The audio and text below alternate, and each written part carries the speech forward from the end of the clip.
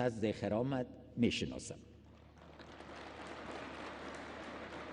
افغانها ذاتاً مردم متجسس و عاشق کسب و کارند.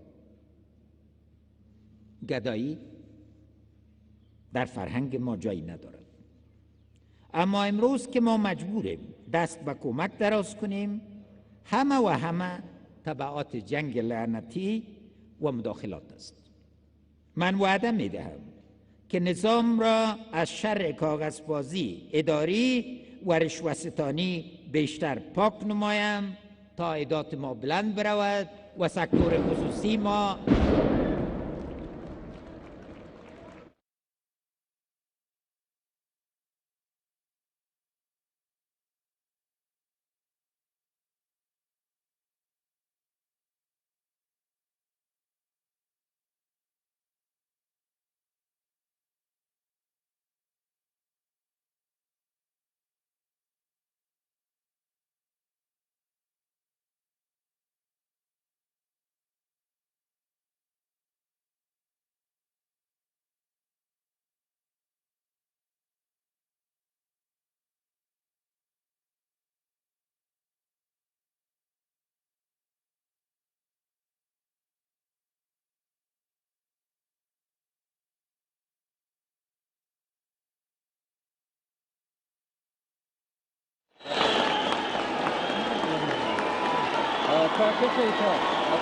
دا زره نه دا کمیسته، دا ټټر د افغانستان خلکو لپاره قربان ده، دا سر قربانی ته حاضر ده.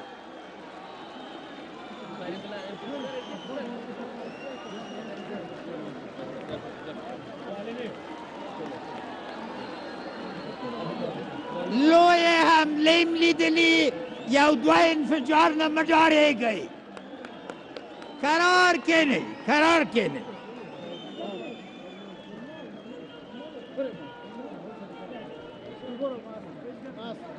هستم پالی رئیس.